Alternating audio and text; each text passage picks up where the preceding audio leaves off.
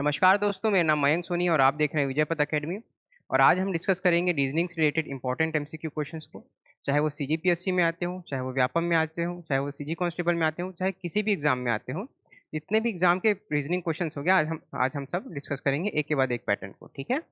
आज का जो सेशन है मुख्यतः सीजी कांस्टेबल को ध्यान में रख के बनाया गया है। ठीक है, तो चलिए शुरू करते हैं। देखिए क्वेश्चन नंबर 1 से पहले एक बेसिक बातें समझ लेते हैं। ठीक है, कुछ बेसिक मेथड्स जो होते हैं इन ऐसे क्वेश्चंस को सॉल्व करने के। जो अल्फ़ाबेटिकल्स आते हैं, वर्ड्स आते हैं, जैसे कि मान लीजिए पुलिस वुलिस, जैसे कुछ भी आ गया अल्फ़ाबेटिकल वर्ड्स, उनको कैसे सॉल्व किया जाता है, कैसे टैकल किया जाता है, उस मेथड को थोड़ा आज हम समझते हैं। ठीक है,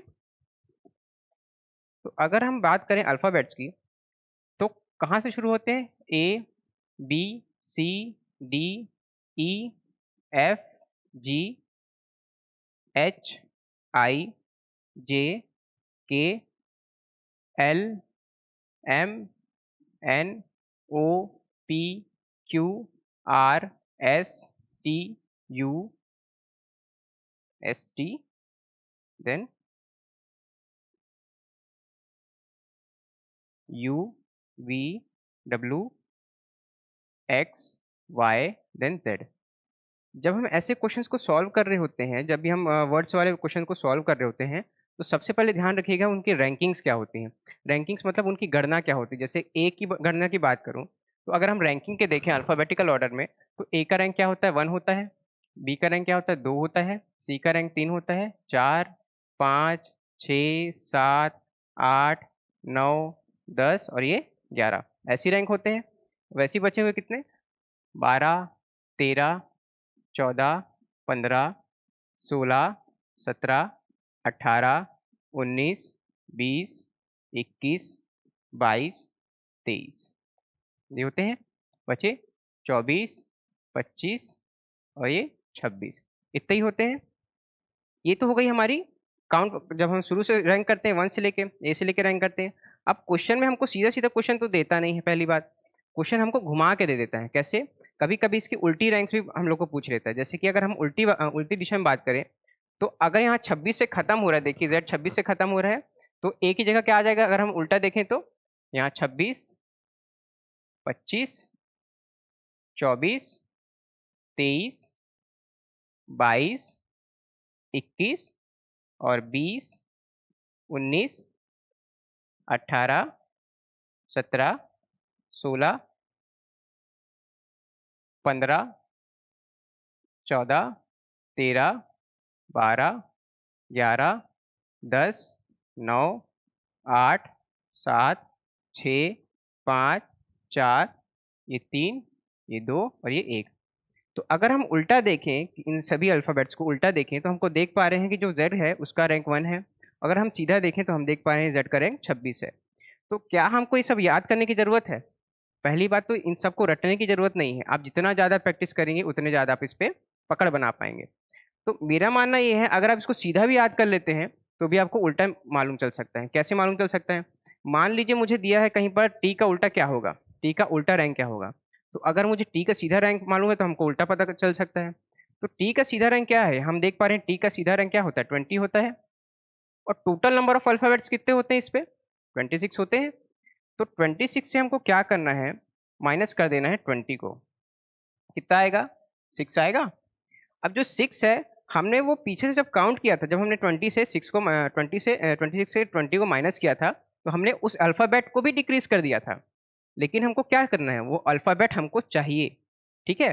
उस अल्फ़ाबेट को हमने डिक्रीज़ कर दिया था। जैसे कि मान लीजिए, जब हम पीछे से ले रहे हैं, पीछे से काउंट कर रहे हैं, तो हमने जब माइनस किया, तो उस अल्फ़ाबेट को भी माइनस कर दिया।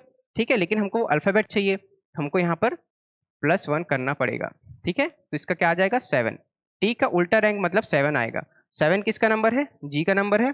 कहाँ है? देखिए जी, समझ में आया? टी 20, ये टी जो है 20 दिखा रहा है और ये जी जो है 7 दिखा रहा है।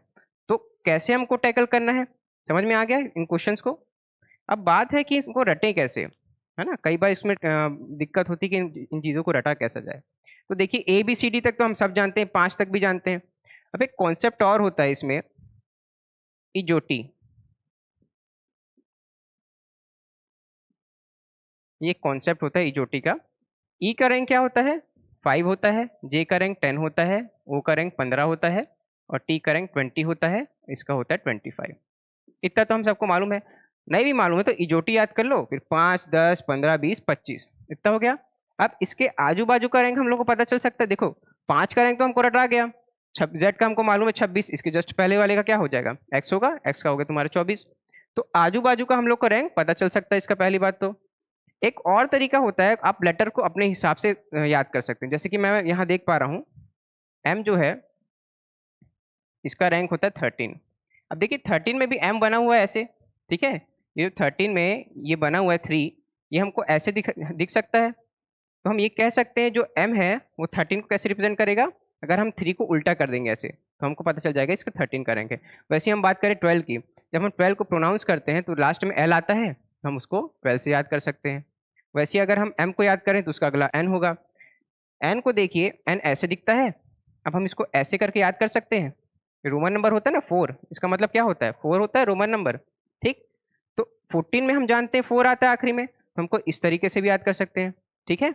ऐसे कई मेथड हैं याद करने की, पर मेरा मानना है अगर आपको एक सीधे तरीके से याद हो गया तो आपको उल्टा याद करने की जरूरत नहीं है। आप उस मेथड से इसको निकाल लीजिए। और ये मेथड ध्यान रखिएगा, ये ऑर्डर और रैंकिंग में भी बहुत काम आता है। जब हम रैंकिंग के क्वेश्चंस करेंगे, अभी एक क्वेश्चंस होंगे रैंकिंग पे, तब हम इस पे और चर्चा करेंगे, ठीक है। चलिए आते हैं क्वेश्चंस पे। देखिए क्या दिया हमें।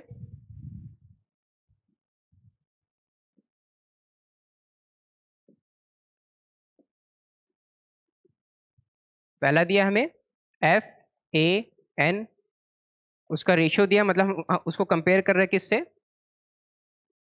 ID और Q से। जब भी क्वेश्चन को सॉल्व करो पहले उसका रैंक लिख दो, ठीक है। F का रैंक क्या होता है? 6 होता है। A का रैंक क्या होता है? 1 होता है। N का रैंक क्या होता है? 14 होता है। I का रैंक क्या होता है? 10 होता है या 9 होता है? ये जोटी याद कीजिए। J का क्या होता है? 10 होता है, तो I का क्या होगा? जैसे जस्ट पहले आता है तो I का 9 होता है, ठीक है। D का क्या होता है? 4 होता है और Q का क्या होता है? 17 होता है। इतना होता है। अब इन दोनों के बीच में, ये नंबर्स के और ये नंबर्स के बीच में रिलेशन बताइए क्या है। देखिए 6 में 3 प्लस करेंगे 9 आ जाएगा, 1 में 3 प्लस करेंगे 4 आ जाएगा, वैसे ही 4 में 3 प्लस करेंगे 14 में 3 प्लस करेंगे तो 17 आ जाएगा। मतलब हर नंबर से, हर जो हमारा रैंक है उससे 3-3 प्लस होता जा रहा है, ठीक है। अब उस क्वेश्चन को देखिए जो हमें पूछा जा रहा है, SAT, SAT। अब रैंक बताइए इसका। एस का रैंक क्या होगा? 19 होगा। ए का रैंक क्या होगा? 1 होगा। और टी का रैंक क्या होगा? 20 होगा। क्या करना हमें? 3 ऐड करते जाना है, ठीक। इसमें 3 ऐड करेंगे तो क्या हो जाएगा? 22 हो जाएगा इसका रैंक। इसका रैंक क्या आ जाएगा? +3 करने पर 4 हो जाएगा, और इसका रैंक क्या हो जाएगा? +3 करने पर 23 हो जाएगा। तो 22 किसका होता है? 22 होता है वी का। और 4 किसका होता है? सबको मालूम है डी का। और 23 किसका होता है? 23 डब्ल्यू का। क्योंकि वी का अगर हमारा 22 है तो 23 ऑटोमेटिकली डब्ल्यू का होगा ही होगा, ठीक है। क्लियर उत्तर? कहीं ऑप्शन में दिया है क्या VD W? अच्छा ये दिया है, क्वेश्चन ऑप्शन नंबर डी हमारा करेक्ट आंसर रहा, ठीक है। क्लियर हुआ कॉन्सेप्ट? चलिए अगले क्वेश्चन पे आते हैं।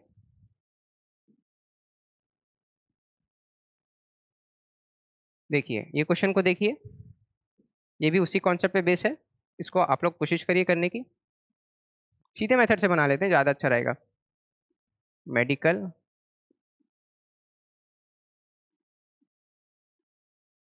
DEMILAC। बेसिकली ये क्या कर रहा है?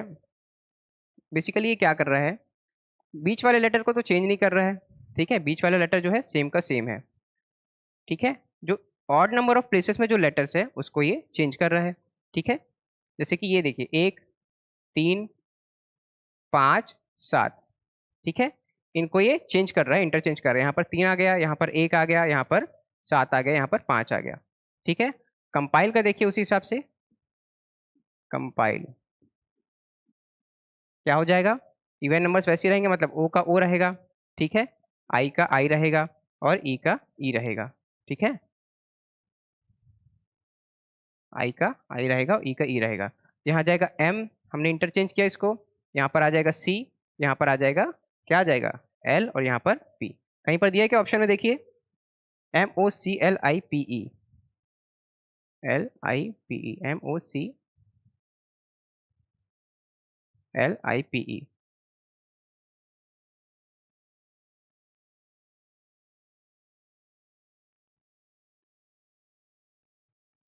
नहीं दिया है ऑप्शन में? ऑप्शन में थोड़ा मिस्टेक है, इसको हम लोग दोबारा देखेंगे क्वेश्चन को। ठीक है, अगले क्वेश्चन पे आते हैं। देखिए, अजय ने अपने कार्यालय को छोड़ा, ये हमारा डायरेक्शन और डिस्टेंस का क्वेश्चन है। डायरेक्शन डिस्टेंस का क्वेश्चन आते ही है बाकी एग्जाम्स में, तो ध्यान से करिएगा इसे। साथ में करें। देखिए, अजय ने अपने कार्यालय को छोड़ा और पूर्व दिशा की ओर 5 किलोमीटर चला। तो पहले एक बेसिक कॉन्सेप्ट समझते हैं इसका क्या होता है। देखिए, 4 दिशा होती है। ठीक है, ये होता है आपका पूर्व, मैं ईस्ट लिख दूं, ईस्ट मतलब पूर्व। ये हो गया पश्चिम, वेस्ट। ये हो गया उत्तर, नॉर्थ। और ये हो गया दक्षिण, आपका साउथ। ठीक है, इसको ध्यान में रखिएगा, बस ये डायरेक्शन होता है हमारा। ठीक है, east west north then south.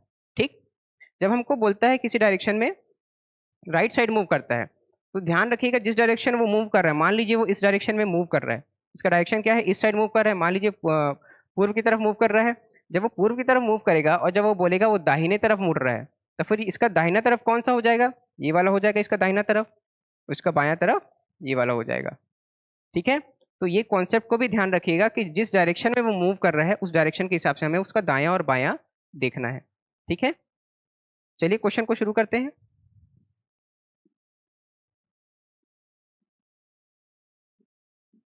Ajay अपने कार्यालय को छोड़ता है और पूर्व दिशा की ओर 5 किलोमीटर चला। मतलब मान लीजिए उसका कार्यालय यहाँ पर था, ऑफिस मान लेता हूँ उसको। ठीक है, ऑफिस है, वो पूर्व की तरफ गया, मतलब यहाँ से वो इस साइड मूव किया। ठीक है, पूर्व की तरफ चला, कितना चला, 5 किलोमीटर चला, इसको 5 लिख लीजिए, 5 किलोमीटर चला। फिर वह बाईं तरफ मुड़ा। बाईं मतलब कौन सा, अब इसका डायरेक्शन देखिए, डायरेक्शन ऑफ मूवमेंट किस साइड है, इस साइड है। इसका बायां ये होगा, इसका दायां ये होगा, नीचे वाला। जब वो बाईं तरफ मूव कर रहा है तो वो ऐसे मूव करेगा। अब कितना मूव किया उसने, 12 किलोमीटर मूव किया। देखिए, मुड़ा और अपने घर पहुंचने के लिए 12 किलोमीटर चला। ठीक है, फिर वह बाईं तरफ मुड़ा और अपने घर 12 किलोमीटर पहुंचने के लिए चला। ठीक, अब यहाँ तक स्टेटमेंट खत्म हो गया, किसका, अजय का खत्म हो गया, मतलब यहाँ पर इसका होम आ गया। ठीक है, अब जो राजेश है, जो उसी कार्यालय में काम करता है, जो उसी ऑफिस में काम करता है, उसने अपना कार्यालय को छोड़ा और पश्चिम दिशा में 5 किलोमीटर चला। अब इस डायरेक्शन में उसका, यहाँ पर इसका ऑफिस है, पूर्व इस साइड है तो पश्चिम इस साइड होगा। 5 किलोमीटर चला। ठीक है, आगे क्या दिया है, 5 किलोमीटर चला और फिर वह बाएं दिशा में मुड़ा।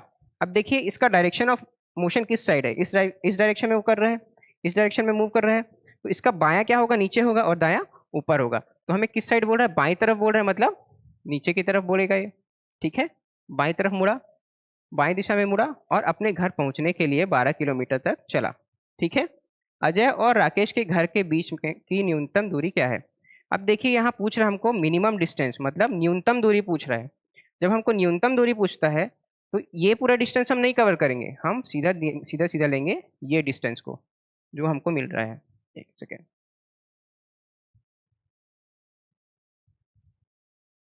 जो ये डिस्टेंस हमको सीधा सीधा मिल रहा है, ये डिस्टेंस हम उसको लेंगे।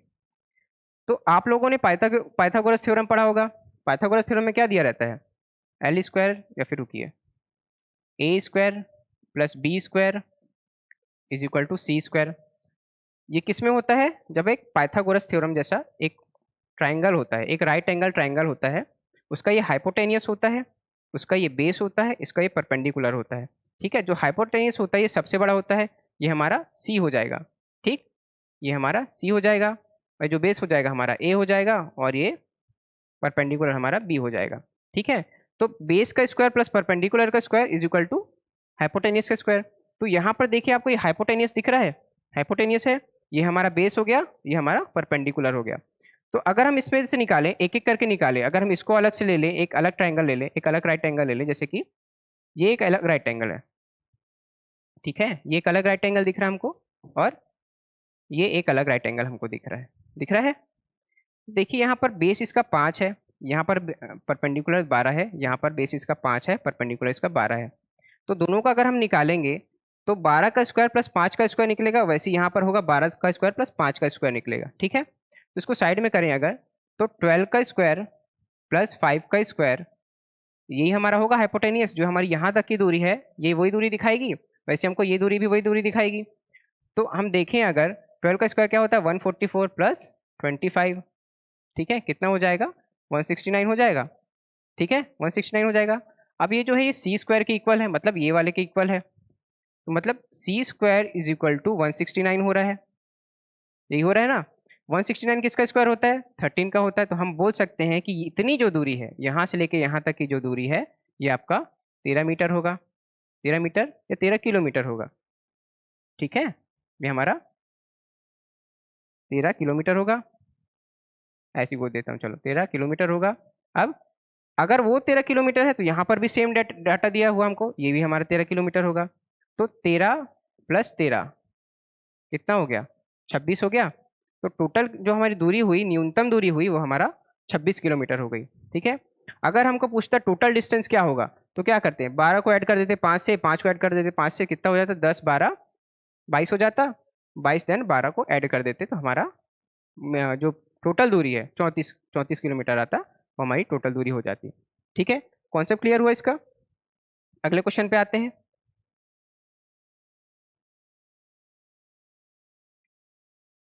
ये देखिए पजल का क्वेश्चन है, छोटे छोटे पजल के क्वेश्चन देते हैं, इसको भी चलिए सॉल्व करते हैं। शिमला केवल मनाली से ठंडा है, नैनीताल ऊटी से ठंडा है, लेकिन मसूरी जितना ठंडा नहीं है। माउंट आबू शिमला से ठंडा है पर सबसे अधिक ठंडा नहीं है। बताइए निम्नलिखित में से सबसे अधिक ठंडा कौन सा है। तो यहाँ देखिए ठंडे की बात करी जा रही है, ठीक है, बहुत ठंडी है यहाँ पर। ठीक है, ठंडे की बात करी जा रही है। तो पहले हमको जब ऐसे क्वेश्चन हम सॉल्व करते हैं तो हमको देखना पड़ता है सबसे पहले डेटा कितना दिया गया है। जैसे हमको पैरामीटर्स दिए गए, जैसे शिमला देखिए, मसूरी देखिए, ये सब दिया गया है। हमको पहले इसको काउंट करना पड़ेगा कितना कितना दिया हुआ है। जैसे कि शिमला दिया गया है, हम लिख लेते हैं यहाँ पर। ठीक है, पहला दिया गया है हमको शिमला, शिमला दिया गया है। फिर मनाली, मनाली दिया गया है। नैनीताल, देन ऊटी, ऊटी दिया गया है। उसके बाद मसूरी दिया गया है, कितने हो गए 5 हो गए। और उसके बाद माउंट आबू दिया गया है, माउंट आबू दिया गया है। मतलब और कुछ दिया गया है शिमला से ठंडा, और कुछ नहीं दिया है। मतलब 6 डेटा है हमारे पास में, 6 पैरामीटर्स हैं। तो सबसे पहले इसकी टेबल बनाएंगे एक ठो, 1 2 3 4 5, ये लास्ट में आ जाएगा आपका 6। ठीक है, 6 है। अब देखिए इसकी रैंकिंग करेंगे, सबसे ठंडा जो होगा ये सबसे ऊपर में आएगा, और सबसे गर्म जो होगा सबसे नीचे में आएगा। जो सबसे कम ठंडा होगा सबसे नीचे में आएगा, सबसे ज़्यादा ठंडा सबसे ऊपर में आएगा। ठीक है, अब क्वेश्चन को पढ़िए। शिमला केवल मनाली से ठंडा है, शिमला जो है मनाली से ठंडा है, मतलब बाकी सबसे गर्म होगा। बाकी सबसे जब गर्म है और मनाली से सिर्फ ठंडा है, सिर्फ मनाली से ठंडा है, मतलब कि क्या आएगा बताइए, मनाली से ठंडा है, बाकी सबसे गर्म है, तो शिमला हम लिख सकते हैं यहाँ पर होगा। सही है, शिमला केवल मनाली से ठंडा है। अब अगर शिमला केवल मनाली से ठंडा है, बाकी सबसे गर्म है, शिमला केवल मनाली से ठंडा है, बाकी सबसे गर्म है, तो मनाली कहाँ पर आएगा,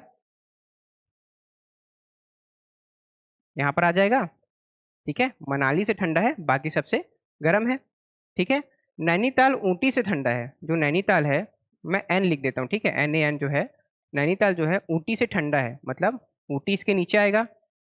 ठीक है, लेकिन मसूरी जितना ठंडा नहीं है, मतलब मसूरी से गर्म है। ठीक है, मतलब मसूरी जितना ठंडा नहीं है। नैनीताल जो है, नैनीताल जो है ऊटी से ठंडा है, ठीक है, लेकिन मसूरी जितना ठंडा नहीं है। ठीक, मतलब मसूरी से गर्म है।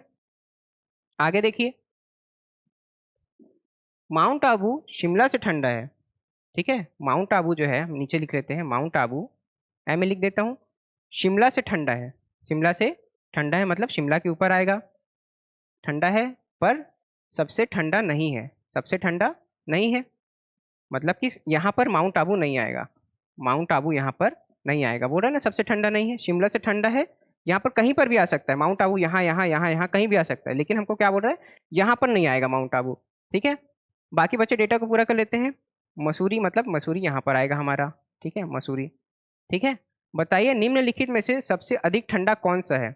अब अगर माउंट आबू यहाँ नहीं आएगा और ये 3 पेयर हमको दिए गए हैं, मसूरी, नैनीताल और ऊटी, तो कहीं पर भी आ सकते हैं मसूरी, नैनीताल और ऊटी। ठीक है, अब यहाँ आ सकता है मसूरी, यहाँ आ सकता है नैनीताल, यहाँ आ सकता है ऊटी, पहला केस ये है। लेकिन हमको क्या दिया गया है, माउंट आबू यहाँ पर नहीं आएगा। ये दिया गया है माउंट आबू यहाँ पर नहीं आएगा, तो माउंट आबू या तो यहाँ आएगा, या तो यहाँ आएगा, या तो यहाँ आएगा। तीन में से अगर एक जगह आएगा तो ये तो कन्फर्म है हमारा मसूरी, मसूरी पहले स्थान में ही आएगा। ठीक है, हमें पूछा क्या गया है, निम्नलिखित में से कौन सा सबसे अधिक ठंडा है, तो जब जो सबसे ऊपर होगा वही सबसे अधिक ठंडा होगा। ठीक है, तो मसूरी हमारा क्या है, सबसे अधिक ठंडा है। ठीक है, दिया गया है कि ऑप्शन में मसूरी, ऑप्शन नंबर ए हमारा करेक्ट आंसर है। ठीक है, चलिए अगले क्वेश्चन को देखिए।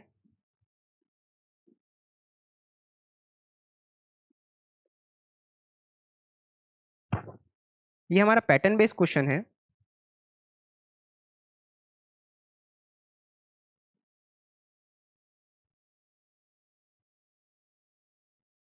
देखिए इस पैटर्न को देखिए, A B C then B C A. ठीक है, A B C then B C A हो रहा है, फिर बी हो रहा है, ए हो रहा है, बी सी हो रहा है। ठीक है, अब हम यहाँ देख पा रहे हैं, देखिए ए बी सी, देन यहाँ पर 2 डैश हैं। ठीक, B C A, B, B C A then 1 dash, then B, then A, then B C, यही है, ऐसे दिए गए हैं। तो पहले हमको पैटर्न क्या बता रहा है, पहले बता रहा है हमको शुरू में 2 आएगा, 2 ए आएंगे, देन बी आएंगे, देन सी आएंगे। ठीक है, ये बता रहे हैं। आगे में देखिए बी सी दिया गया है, आगे में ए दिया गया है, बी सी ए दिया गया है, मतलब बी सी के बाद जो पैटर्न है उसमें फिर से ए रिपीट हो सकता है, अभी कंफर्म नहीं है, हो सकता है। ठीक है, अगर ये ऐसा हो रहा है, अगर हम इसको यहाँ पर ए पुट कर देते हैं तो वापस बी सी हो जाएगा ये। ठीक है, और वापस ए हो जाएगा यहाँ पर।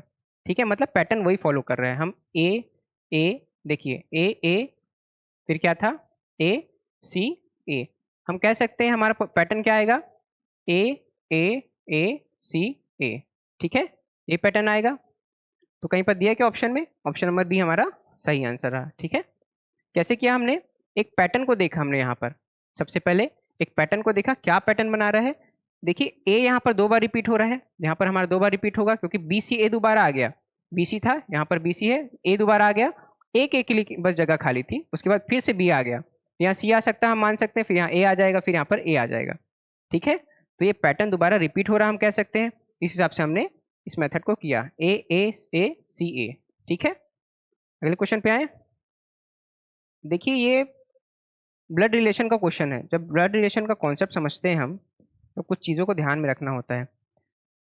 जब हम ब्लड रिलेशन का कॉन्सेप्ट समझते हैं तो देखिए सबसे पहले तो हमको क्या करना रहता है, उसका ऑर्डर डिफाइन करना रहता है, जेंडर डिफाइन करना रहता है, और क्या रिलेशन है वो डिफाइन करना रहता है। जैसे कि एक तरीका होता है, अगर आप जनरेशन को डिफाइन करेंगे तो ये एक तरीका होता है। जैसे कि मान लीजिए एक कोई मेल है, चलिए शुरू से बताता हूँ पहले। ठीक है, अगर मैं जेंडर डिफाइन करूंगा, ब्लड रिलेशन में जेंडर डिफाइन करूंगा, तो मैं एक बॉक्स से मेल को रिप्रेजेंट करूंगा और एक सर्कल से फीमेल को रिप्रेजेंट करूंगा। ठीक है, एक बॉक्स से मेल को रिप्रेजेंट करूंगा और एक सर्कल से फीमेल को रिप्रेजेंट कर सकता हूं। तो क्या क्या रिलेशन बन सकते हैं इसमें, अब जो मेल है मान लेते हैं ए है और बी है। ठीक है, ए है और बी है, मान लेते हैं जो मेल ए और बी है पति पत्नी है। अगर ये दोनों पति पत्नी है तो मैं इन दोनों के बीच में ऐसा रिलेशन दिखाऊंगा, ऐसा रिलेशन शो करूंगा। अगर ये दोनों पति पत्नी है मैं इसमें इक्वल टू का दिखाऊंगा। अब अगर ये दोनों भाई बहन है, अगर ए और बी भाई बहन है तो मैं दोनों के बीच में ऐसा रिलेशन दिखाऊंगा। ये जो रिलेशन लिख रहा हूं मैं, इसको ध्यान रखिएगा बस। ठीक है, भाई बहन में कौन सा रिलेशन है और पति पत्नी में कौन सा रिलेशन है। अब दूसरी बात आती है मैं जेंडर कैसे दिखाऊंगा, जेंडर जेंडर हमने दिखा दिया, अब दिखाऊंगा मैं ऑर्डर कैसे दिखाऊंगा। जैसे कि मान लीजिए ए जो है, या बी क्या था हमारा, फीमेल था, बी जो है मदर है ए की। ठीक है, ये मैं ऐसे दिखाऊंगा। ठीक, अगर मैं बोलूंगा जो ए जो है फादर है सी का, तो एक पहले मैं बाद मैंने क्या किया, फादर है मतलब एक बॉक्स बना लिया, किसका फादर है, सी का फादर है। ठीक है, तो एक तरीका ये होता है हमको जेंडर दिखाने का और ऑर्डर दिखाने का। ठीक है, तो ये रिलेशन समझ में आ गया। चलिए फिर क्वेश्चन पे आते हैं।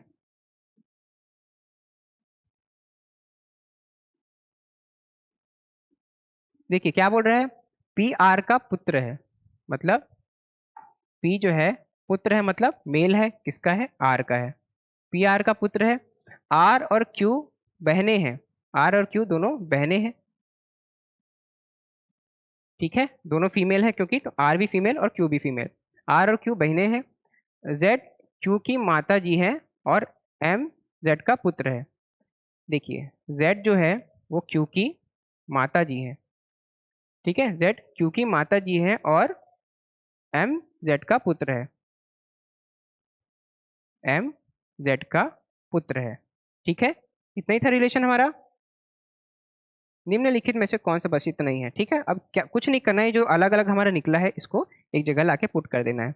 तो क्यू के ऊपर हम देखते हैं जेड आएगा, तो ये मेल है और क्यू का एक भाई है, ठीक है। तो क्या बोल रहा है हमको क्वेश्चन में, निम्नलिखित में से कौन सा कथन सही है, एम पी का मामा है। तो देखिए हाँ हो सकता है, क्यों नहीं हो सकता है, मामा है पी का, ठीक है, पहला रिलेशन हमारा सही बन रहा है। देखिए दूसरा देखिए, आर एवं एम बहने हैं, आर और एम बहने हैं क्या, नहीं, ये तो मेल है ना, ये बहन कैसे हो जाएगा। क्यू पी की दादी या नानी है, ये तो एकदम गलत हो गया, ठीक है। एम और पी मौसा मौसेर भाई है, तो ऑप्शन हमारा ए सही है, ठीक है, ऑप्शन ए हमारा करेक्ट आंसर रहा। अगला क्वेश्चन देखें।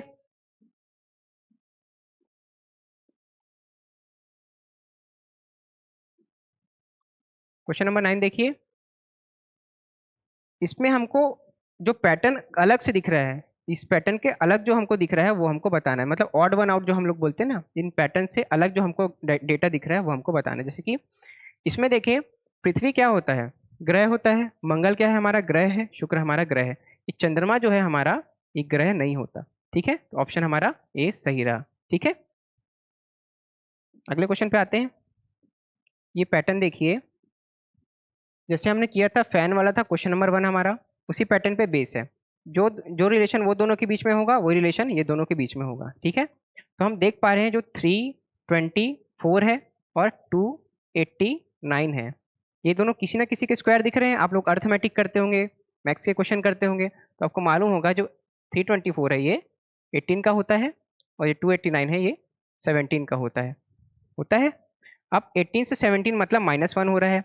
वहां देखिए 256 किसका होता है, 256 ये किसका होता है स्क्वायर, ये होता है 16 का स्क्वायर होता है, तो 16 -1 कितना होगा, 15 हो जाएगा। और 15 का स्क्वायर कितना होता है, 225, यही होता है 15 का स्क्वायर। 15 का स्क्वायर कहीं दिया है क्या, option number A, option number A हमारा सही आंसर रहा, ठीक है। ठीक, आगे बढ़े, अगले क्वेश्चन देखते हैं।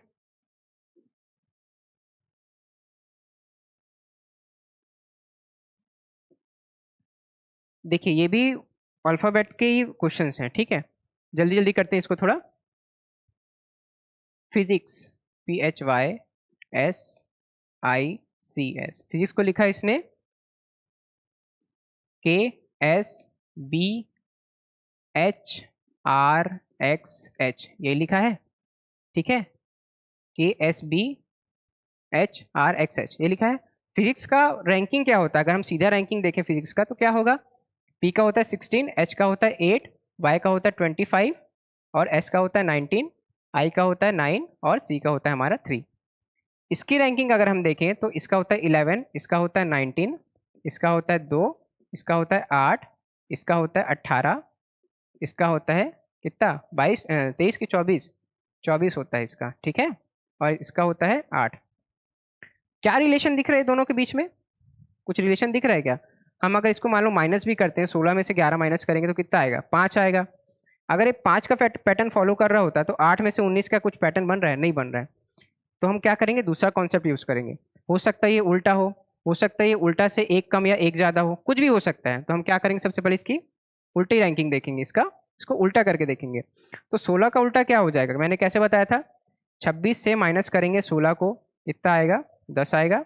10 प्लस 1 करेंगे तो हमको वो मिल जाएगा उसका रैंक, 10 प्लस 1 मतलब 11, 11 किसका होता है, के का होता है, के है यहाँ पर, हाँ है, ठीक है। चेक करते हैं इसको आगे, एच का क्या होता है, 8 होता है, ठीक है, 8 होता है एच का। तो 26 माइनस 8 करेंगे कितना आएगा, 18 आएगा। 18 में 1 करेंगे तो 19 आ जाएगा, ऐड करेंगे तो 19 आ जाएगा, 19 आएगा। 19 का रैंक क्या होता है, 19 का अल्फाबेट क्या होता है? एस होता है। एस दिया है क्या? हाँ, मतलब ये पैटर्न हमारा फॉलो कर रहा है। इसको आगे करने की जरूरत नहीं, टाइम वेस्ट करने की जरूरत नहीं, सीधा क्वेश्चन पे आते हैं। ठीक है,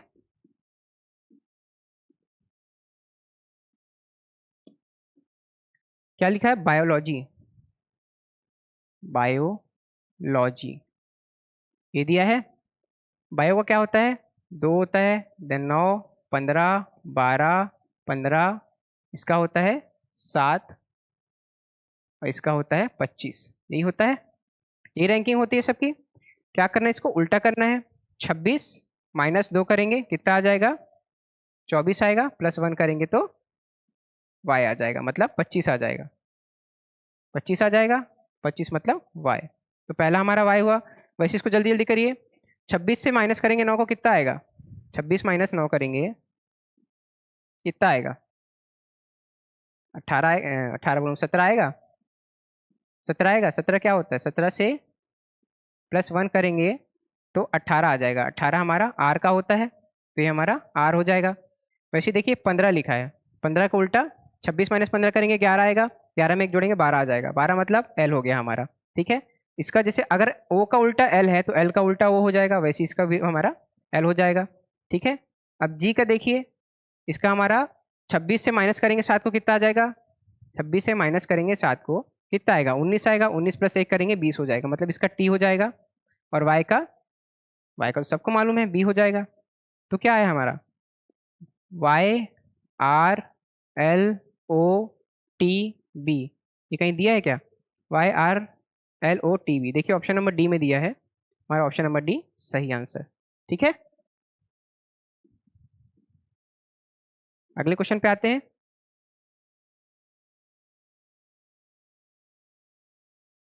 फिर से हमारा डायरेक्शन डिस्टेंस का कॉन्सेप्ट है।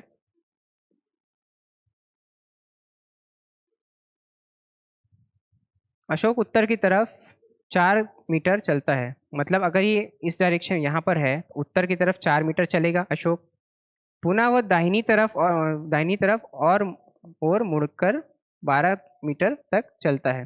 दाहिनी तरफ मतलब क्या? या अगर इसका डायरेक्शन इस साइड में है तो दाहिनी तरफ किस साइड होगा? इस साइड। कितना चल रहा है? 12 मीटर चल रहा है, चलता है। और उसके बाद वह अपनी बाईं ओर, बाईं मतलब क्या हो जाएगा? अगर इस डायरेक्शन में मूव कर रहा है तो इसका बाईं किस साइड हो जाएगा? इस साइड हो जाएगा, और दायां इस साइड हो जाएगा। वो बाईं ओर जा रहा है, उसके बाद वह बाईं ओर मुड़ता है और 12 किलोमीटर चलता है, 12 मीटर चलता है। अगर बाईं इस तरफ है तो मान लेते हैं ये हमारा 12 का डिस्टेंस हो गया। तक तय करता है अशोक की प्रारंभिक बिंदु से अंत तक की दूरी कितनी होगी? देखिए 12 × 2 = 24 होता है, 12 12 24 हो गया, 24 में 4 ऐड करेंगे तो 28 हो गया। 28 दिया है क्या ऑप्शन में? ऑप्शन नंबर 28 हमारा सही है। ठीक है,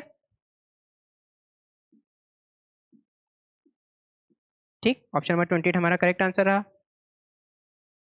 ये देखिए, ये रैंकिंग का ऑर्डर और रैंकिंग का क्वेश्चन है। जैसे हमने अल्फ़ाबेट्स का कॉन्सेप्ट सीखा था, वैसे ही ऑर्डर रैंकिंग पे यहाँ हमारे यहाँ पर काम आएगा। जैसे कि क्या बोल रहा है, देखिए यहाँ पर 32 विद्यार्थी हैं, उत्तर की ओर मुख करके खड़े हैं, मतलब सबके सब उत्तर की तरफ मुख करके खड़े हैं, एक पंक्ति में बैठे हैं। यदि निहाल बाएं छोर से 14वें स्थान पर है तो उसका स्थान दाहिनी छोर से कितना होगा? मतलब इसमें आपको एक एक करके करने की जरूरत नहीं है, 32 तक लिखेंगे तो समय निकल जाएगा। तो इसका तरीका ये होता है कि आप 32 से 14 को माइनस कर देंगे। आपको क्या बोल रहा है? बाईं स्थान से बोल रहा है, बाएं छोर से 14वें नंबर पे, मतलब लेफ्ट साइड से 14वें नंबर पे आपको राइट साइड से उसका रैंक बताना है। तो हमने क्या किया था अल्फाबेट जब हमने सीखा था, तो 26 से माइनस करे थे। यहाँ पर हमको टोटल नंबर क्या दिया है? 32 दिया है। ठीक है, अगर मैं 32 को 14 से माइनस कर दूंगा, कितना आएगा? 12 में से 4 गया, 8 बचा, और ये 18 आ गया। लेकिन जब मैंने माइनस किया तो वो व्यक्ति भी माइनस हो गया। ठीक है, कौन था वो व्यक्ति? निहाल था। निहाल वहां से माइनस हो गया। अब निहाल को तो हमको रैंक बताना है ना, तो निहाल को हमको इंक्लूड करना पड़ेगा, इसलिए +1 करना पड़ेगा। इसका आंसर हो जाएगा 19। 19 दिया क्या? ऑप्शन नंबर सी हमारा सही है। ठीक है,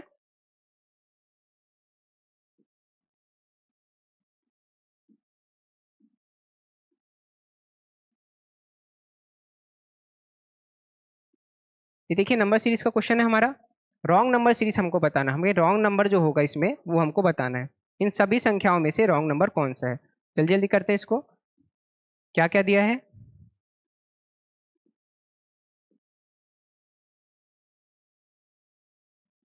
987, देन 906, देन 842, फिर 792 और फिर 757, 732, देन 716। यही दिया है और कुछ तो नहीं दिया है, यही है ना। देखो जब नंबर सीरीज के क्वेश्चन हम करते हैं तो कई तरीके के पैटर्न आ सकते हैं। इसको पैटर्न को समझने का एक मेथड होता है, इन दोनों के बीच में अंतर देखा जाए। अगर अंतर कम है, हो सकता है दोनों में डिफरेंस होगा, डिफरेंस मेथड यूज हो सकता है। अगर अंतर ज़्यादा है तो या तो ये मल्टीप्लाई हो रहे होंगे, ठीक है, या तो मल्टीप्लाई हो रहे होंगे पर्टिकुलर नंबर से, किसी भी नंबर से मल्टीप्लाई हो रहे होंगे, या तो इन दोनों के बीच में किसी स्क्वायर का डिफरेंस हो सकता है, अगर या फिर क्यूब का डिफरेंस हो सकता है, ठीक है। तो अलग अलग पैटर्न के होते हैं हमारे नंबर सीरीज के क्वेश्चन। इस पैटर्न को देखते हैं, हमें क्या दिख रहा है यहाँ पर, डिफरेंस हमारा ज़्यादा दिख रहा है कम दिख रहा है, हमें कम कम का डिफरेंस दिख रहा है, मतलब ज़्यादा नहीं बढ़ रहा है डिफरेंस। तो हम यहाँ पर क्या करेंगे, सब्ट्रैक्शन करेंगे, डिफरेंस लेंगे, ठीक है। अगर ज़्यादा दिख रहा होता तो मल्टीप्लाई ट्राई करते हैं, हम मल्टीप्लाई करके देखते हैं, ठीक है।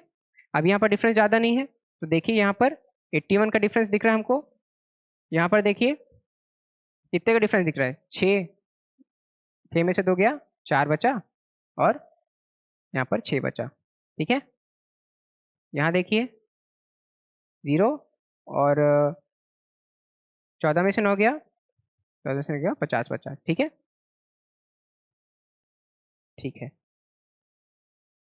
ठीक। ये दोनों में देखिए 12 में से 7 गया, 5 बचा, और यहाँ पर 3 बचा, ठीक है। ठीक, यहाँ देखिए 7 में से 2 गया, 5 बचा बचा, यहाँ पर 2 बचा, 25। यहाँ पर 12 में से 6 गया, 6 बचा, और यहाँ पर 16 बचा। तो यहाँ पर कुछ दिख रहा है क्या आपको, इस पैटर्न के बाद में कुछ दिख रहा है? हमें ये दिख रहा है कि ये 9 का स्क्वायर होता है, ये 8 का स्क्वायर होता है, ये हमको किसी का स्क्वायर नहीं होता, ये भी किसी का स्क्वायर नहीं होता। अगर ये पैटर्न आगे फॉलो कर रहा होगा तो हमारा यही पैटर्न सही होगा। जैसे कि यहाँ देखिए 5 का स्क्वायर दिख रहा है, ये 4 का स्क्वायर दिख रहा है, ठीक है। मतलब हमारा स्क्वायर स्क्वायर का पैटर्न फॉलो हो रहा है, ठीक है। अगर ये 9 है, 8 है, तो ये 7 होगा, ये 6 होगा, ठीक। हमको सिर्फ रॉन्ग नंबर बताना है, तो अगर ये दोनों हमारे गलत हैं तो ये दोनों किससे कनेक्टेड हैं, इससे कनेक्टेड है, ठीक है। ये दोनों इससे जुड़े हुए हैं, तो ये हमारा रॉन्ग नंबर होगा। 792 हमारा रॉन्ग नंबर हो जाएगा। ऑप्शन नंबर ए हमारा करेक्ट आंसर रहा, ठीक है।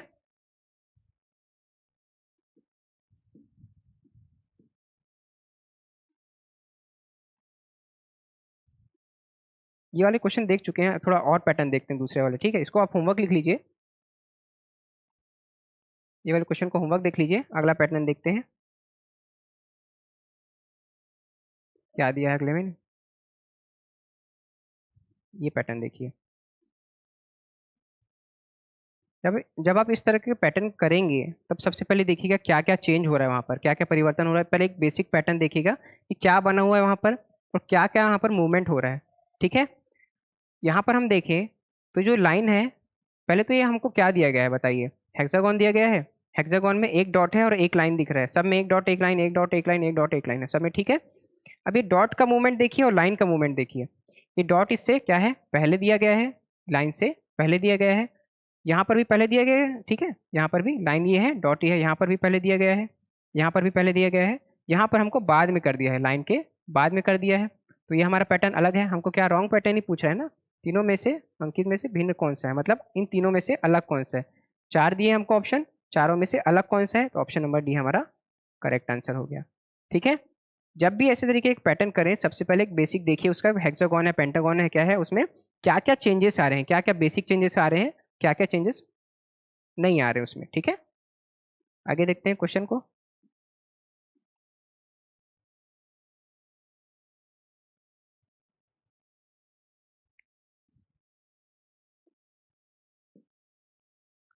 ये हमारा सिटिंग अरेंजमेंट का क्वेश्चन है। 8 व्यक्ति हैं, उसको छोड़ो अभी काम करनी है वो।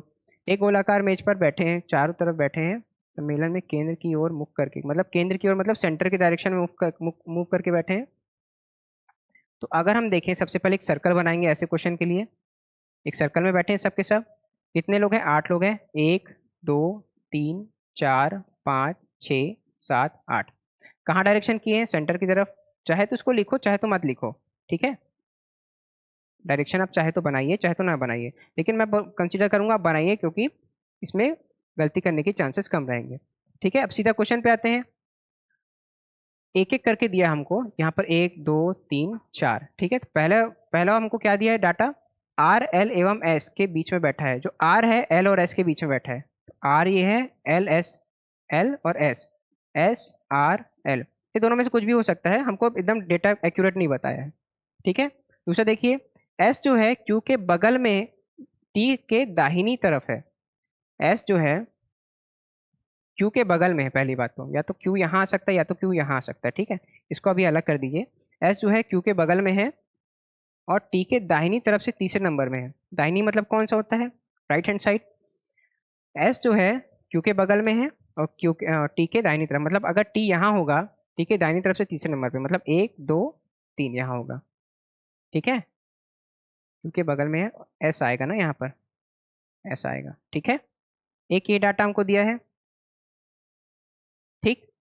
और फिर क्यू जो है टी के दाहिनी तरफ से दूसरे नंबर में है। तो देखिए यहाँ पर भी हमको क्यू दिख रहा है, टी दिख रहा है, ठीक है। क्यू का यहाँ पर भी डेटा दिया गया है, यहाँ पर भी हमको दूसरे और तीसरे नंबर में हमको क्यू का डेटा दिया गया है। तो हम शुरुआत कर सकते हैं यहाँ से। तो मान लीजिए हम लिख लेते हैं टी को यहाँ पर, टी को यहाँ पर मान लीजिए लिख लेते हैं, ठीक है। हमको क्या बोल रहा है, क्यू जो है, एस जो है क्यू के, एस जो है क्यू के बगल में है, टी के दाहिनी तरफ से तीसरे नंबर में है, टी के दाहिनी तरफ से तीसरे नंबर में है, ठीक है। ऐसा हमारा यहाँ पर आ जाएगा। अब क्यू यहाँ भी आ सकता है, क्यू यहाँ भी आ सकता है, कहीं भी आ सकता है। और कोई डेटा दिया गया है क्या, क्यू टी के दाहिनी तरफ से दूसरे नंबर में, क्यू जो है टी के दाहिनी तरफ से दूसरे नंबर पे है, ये देखिए हमको ये डाटा भी दे दिया, ठीक है। अब इसको देखिए क्या दिया गया है, एक दिया गया है एस आर एल और एस आर एल, मतलब आर तो यहाँ पर आएगा, इतना कंफर्म हो गया हमारा, ठीक है। अब अगर आर यहाँ पर आ रहा है तो एल यहाँ पर आएगा, ठीक है। एम जो है आर के बाईं तरफ से तीसरे नंबर पर है, एम जो है आर के बाईं तरफ से, बाईं कौन सा हो जाएगा, ये दाहिना हो जाएगा हमारा। अगर हम इस साइड से देखें तो दाहिना हमारा ये हो जाएगा, बाएं हमारा ये हो जाएगा, ठीक है। तो अगर हम बाईं तरफ से तीसरे नंबर बोल रहे हैं, मतलब एम का डायरेक्शन, एम का जो पोजीशन है ये बता रहा है, तीसरे नंबर पर बैठा है, तब एम के बगल में कौन दाहिनी दाहिने ओर बैठा है, दाहिने मतलब राइट हैंड साइड कौन बैठा है। अब अगर ये सेंटर की तरफ मूव कर रहा है तो दाहिनी तरफ कौन सा हो जाएगा, क्यू हो जाएगा। तो क्यू हमारा दिया है कि ऑप्शन में, हाँ ऑप्शन क्यू हमारा सही रहा, ठीक है। ऑप्शन नंबर डी हमारा सही है, ठीक है। तो आज के लिए बस इतना ही, जुड़े रहिए हमारे साथ और एमसीक्यू क्वेश्चंस के लिए।